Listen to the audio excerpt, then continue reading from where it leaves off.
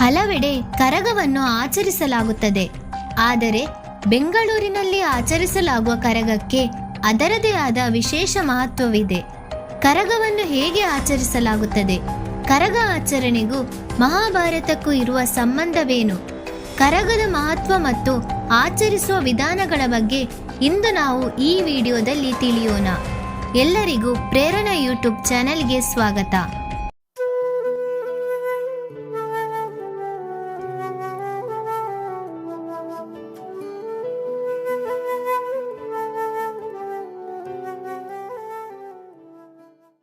ಕರಗ ಎಂಬ ಹೆಸರು ಹೂವಿನ ದಿಂಡು ಮತ್ತು ದೇವಿಯ ವಿಗ್ರಹವನ್ನು ಹೊಂದಿರುವ ಕಲಶದ ಅನುರೂಪವಾಗಿದೆ.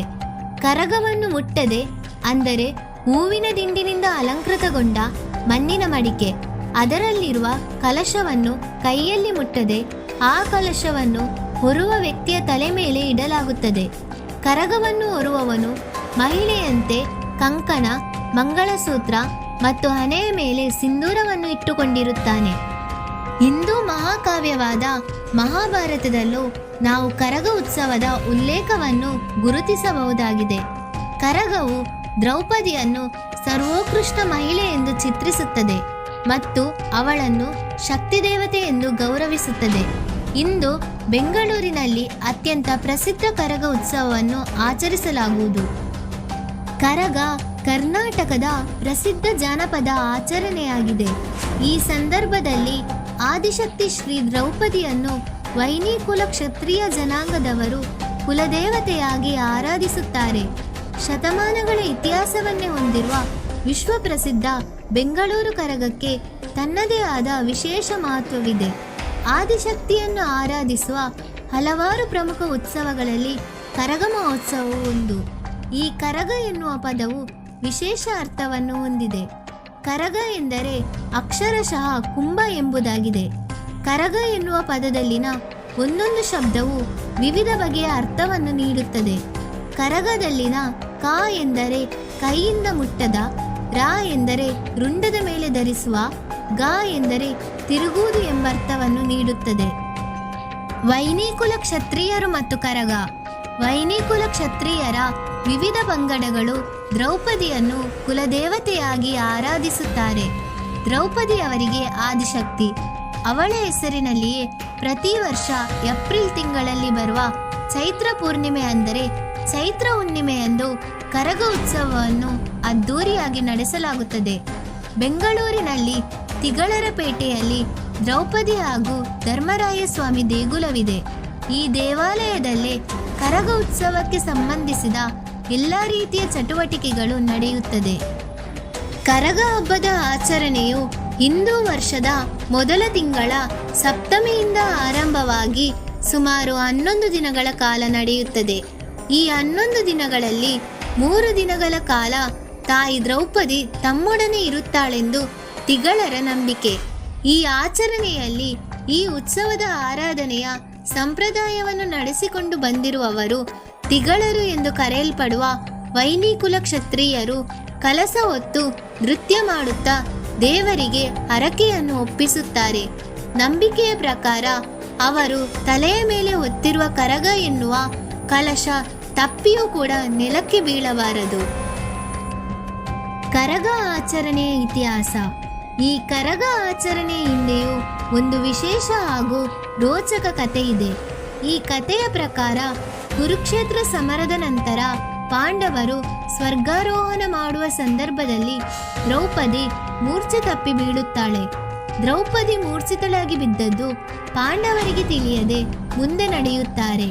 ಆಕೆಗೆ ಎಚ್ಚರ ಬಂದು ನೋಡಿದಾಗ ತಿಮಿರಾಸುರ ಎಂಬ ರಾಕ್ಷಸ ದೂರದಲ್ಲಿ ನಿಂತಿದ್ದನ್ನು ನೋಡುತ್ತಾಳೆ. ಆಗ ದ್ರೌಪದಿ ಆದಿಶಕ್ತಿಯ ರೂಪವನ್ನು ತೋರುತ್ತಾ ತಿಮಿರಾಸುರನನ್ನು ಸದೆಬಡಿಯಲು ತನ್ನ ತಲೆಯಿಂದ ಯಜಮಾನರನ್ನು, ಹಣೆಯಿಂದ ಗಣಾಚಾರಿಗಳನ್ನು, ಕಿವಿಗಳಿಂದ ಗೌಡರನ್ನು, ಬಾಯಿಯಿಂದ ಗಂಟೆ ಪೂಜಾರಿಗಳನ್ನು ಮತ್ತು ಹೆಗಲಿನಿಂದ ವೀರಕುಮಾರರನ್ನು ಸೃಷ್ಟಿ ಮಾಡುತ್ತಾಳೆ. ಹೀಗೆ ಹುಟ್ಟಿದ ಇವರೆಲ್ಲರೂ ಸೇರಿ ಆ ರಕ್ಕಸನ ಎದುರು ಹೋರಾಡಿ ಗೆಲ್ಲುತ್ತಾರೆ. ನಂತರ ದ್ರೌಪದಿ ಆದಿಶಕ್ತಿಯಾಗಿ ಭೂಮಿಗೆ ಮರಳಿ ಬಾರದಂತೆ ಕೈಲಾಸಕ್ಕೆ ಹೋಗಿ ನೆಲೆಸಲು ನಿರ್ಧರಿಸುತ್ತಾಳೆ. ತಾಯಿಯ ಅಗಲುವಿಕೆಯನ್ನು ನೆನೆದು ಆಕೆಯನ್ನು ಹೋಗದಂತೆ ಮಕ್ಕಳು ಬೇಡಿಕೊಳ್ಳುತ್ತಾರೆ. ಆಗ ಶ್ರೀಕೃಷ್ಣನು ಮಕ್ಕಳಿಗೆ ತಾಯಿಯನ್ನು ಹೋಗದಂತೆ ತಡೆಯಲು ತಮ್ಮ ಕೈಯಲ್ಲಿರುವ ಕತ್ತಿಯಿಂದ ತಮ್ಮ ಎದೆಗೆ ತಿವಿದುಕೊಳ್ಳುತ್ತಾ, ನಮಗೆ ನೀನಿಲ್ಲದೆ ಇನ್ಯಾರು ದಿಕ್ಕು, ಹೋಗದಿರು ಎಂದು ತಮ್ಮ ನೋವನ್ನು ತೋಡಿಕೊಳ್ಳಲು ಹೇಳುತ್ತಾನೆ. ಇದನ್ನು ನೋಡಿ ದ್ರೌಪದಿಗೆ ಮರುಕವಾಗಿ ಪ್ರತಿ ವರ್ಷವೂ 3 ದಿನ ಭೂಮಿಗೆ ಬಂದು ಮಕ್ಕಳೊಂದಿಗೆ ಇರುವುದಾಗಿ ಭರವಸೆಯನ್ನು ನೀಡುತ್ತಾಳೆ. ಆ 3 ದಿನಗಳನ್ನೇ ಕರಗ ಎಂದು ಆಚರಿಸಲಾಗುತ್ತದೆ. ಇನ್ನೊಂದು ಕಥೆಯ ಪ್ರಕಾರ ದ್ವಾಪರ ಯುಗದಲ್ಲಿ ಒಂದು ಸರ್ವಾಲಂಕಾರ ಭೂಷಿತೆಯಾದ ದ್ರೌಪದಿ ಮಂಗಳ ಕಲಶವನ್ನು ಹಿಡಿದು ಸ್ವಯಂವರ ಮಂಟಪವನ್ನು ಪ್ರವೇಶಿಸಿದಳು. ಮತ್ಸ್ಯವನ್ನು ಭೇದಿಸುವ ಅರ್ಜುನನನ್ನು ಕುಂತಿಯ ಅಭಿಲಾಷೆಯಂತೆ ಉಳಿದ 4 ಪಾಂಡವ ಸಹೋದರರನ್ನು ವಿವಾಹವಾದಳು. ಆಗ ಸಂತೋಷದಿಂದ ತನ್ನ ಕೈಯಲ್ಲಿದ್ದ ಕಲಶವನ್ನು ತಲೆಯ ಮೇಲೆ ಇಟ್ಟುಕೊಳ್ಳುತ್ತಾಳೆ. ಇದೇ ಮುಂದಕ್ಕೆ ಕರಗ ಆಚರಣೆಯಾಗಿ ಅಸ್ತಿತ್ವಕ್ಕೆ ಬಂದಿತೆನ್ನುವ ನಂಬಿಕೆ ಇದೆ.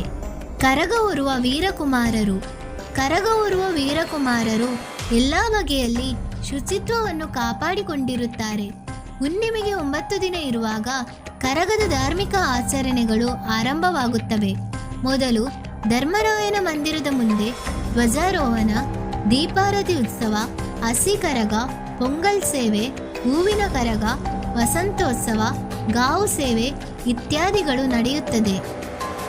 ಕರಗದ ಹಿಂದಿನ ದಿನದಿಂದಲೇ ಧರ್ಮರಾಯ ಸ್ವಾಮಿ ದೇವಾಲಯದಲ್ಲಿ ಅತ್ಯಂತ ವಿಧಿವತ್ತಾದ ಧಾರ್ಮಿಕ ಕಾರ್ಯಕ್ರಮಗಳು ನಡೆದ ನಂತರ ನಡುರಾತ್ರಿಯ ವೇಳೆಗೆ ಕಲಶದ ಆಕೃತಿಯ ಮಲ್ಲಿಗೆ ಹೂವಿನ ಕರಗವನ್ನು ಮುಖ ಮುಚ್ಚುವಂತೆ ತಲೆಯ ಮೇಲೆ ಹೊತ್ತ ಪೂಜಾರಿ ನರ್ತಿಸುತ್ತಾ ಗುಡಿಯಿಂದ ಹೊರಬರುತ್ತಾರೆ. ಧಾರ್ಮಿಕವಾಗಿ ಇವರು ಸಾಕ್ಷಾತ್ ಆದಿಶಕ್ತಿಯ ರೂಪವೆಂದು ಪರಿಗಣಿಸಲಾಗುತ್ತದೆ. ಈ ಮಾಹಿತಿ ನಿಮಗೆ ಇಷ್ಟವಾದಲ್ಲಿ ಈ ವಿಡಿಯೋವನ್ನು ಲೈಕ್ ಮಾಡಿ ಮತ್ತು ಶೇರ್ ಮಾಡಿ. ಹಾಗೆ ನಮ್ಮ ಪ್ರೇರಣಾ ಯೂಟ್ಯೂಬ್ ಚಾನಲನ್ನು ಸಬ್ಸ್ಕ್ರೈಬ್ ಮಾಡಿ. ಧನ್ಯವಾದ.